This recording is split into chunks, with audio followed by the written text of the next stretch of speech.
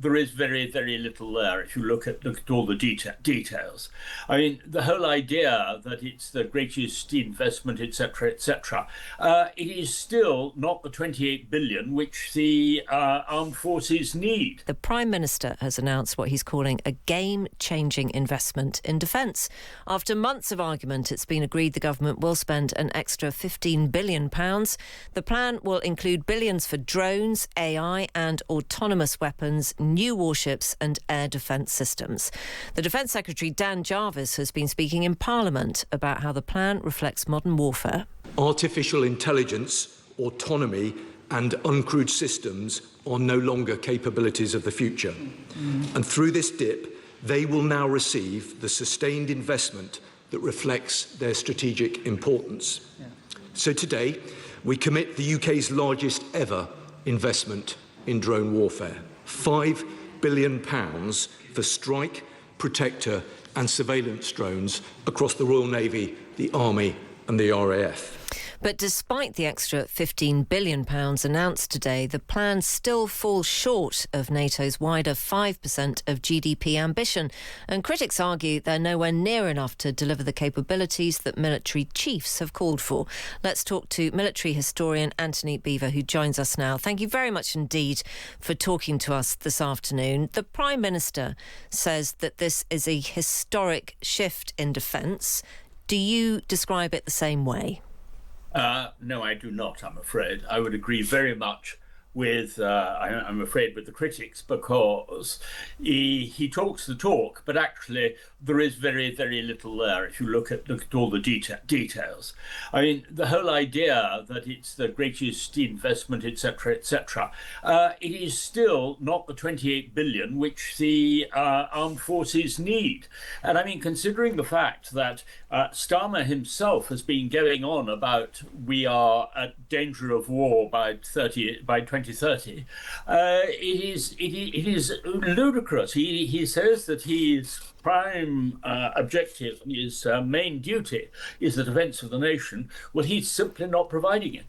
What about the type of equipment that this is being spent on, Sir Anthony? Would you rather see the money that is available be spent on different things? Well, it's quite right to spend the money on drones. It's not just drones that we need. I mean, the whole idea of these 6 common combat vessels and so forth is all very interesting, but they've cancelled all the destroyers and replacing them. Now, these small little vessels may be great with drones, but they're not going to be able to act in opening the Strait of Hormuz or in escorting the aircraft carriers or anything beyond sort of long coastal waters. So, I mean, from that point of view, it's window dressing. I mean, it's a fig leaf, frankly, trying to cover up our nakedness. Do you think that there's also quite a simple danger of overcorrecting in the face of so much new technology being available in warfare, and that actually this plan slightly hands our, as you've said, nakedness on a plate to our enemies? That is a danger, and I'm afraid one of the problems, of course, though, is always that all wars are a mixture of past wars, present wars, and future wars, and that's certainly the case in Ukraine at the moment. And it is always impossible to predict for the future. We've always had this problem in the past, whether it was the Falklands War because we were preparing for the Cold War at the time, and then of course it's the anti-terrorist war later on in the Middle East and so forth.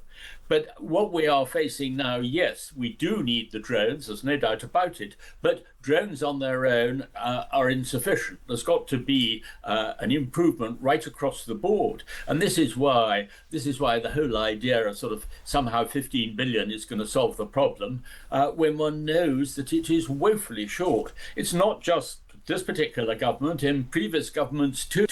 We've had our eye off the ball for a very, very long time, and it's only the countries that actually had been occupied by the Soviet Union in the past who really were aware. We've been living in a world of what one can call democratic confirmation bias, where we simply cannot imagine the way that dictators work. And I'm afraid now we're starting to face the dangers as a result. You're absolutely right. We have enjoyed the luxury of our democracy for a long time, haven't we? And of course there are pressures, financial pressures on every government at the moment, not least on ours, to balance the books and to make people feel like their daily lives are going to get better. And I wonder whether you can see a better place for a trade-off that would allow the government to spend more money on defence. Where would you look for the saving? Well, I'm afraid there's no doubt about it. It's got to come to a large degree, not just from the welfare budget, because, I mean, the way that is totally out of control. And when there's been a spending round and the Chancellor has found that there is spare cash, it immediately goes into that sort of bottomless pit. So unless there is more control, there are proper assessments on PIPs and any other form of welfare payments, these budgets are just going to go on ballooning, and there is not going to be the money.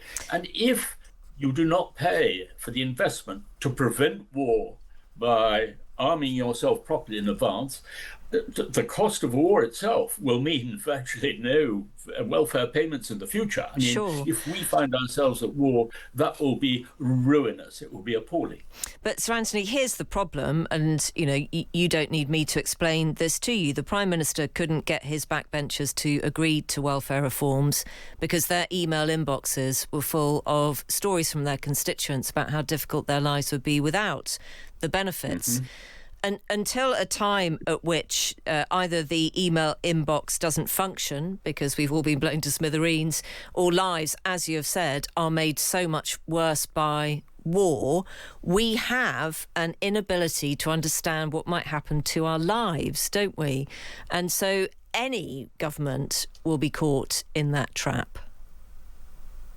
Well, I think that I don't think any government will find it easy, but I would certainly find that the present government, and especially with the obvious opposition from certainly the left wing of the Labour Party, meant that Starmer backed off. I mean, he knew that was where the money should be coming from, and I presume so did Rachel Reeves. But I mean, if you're going to back down in the face of one part of your own party, even when you've got a very large majority in the House of Commons, then I fear that the lack of courage is actually going to cost the country a great deal in the future. Yep, your true colours are going to be on display.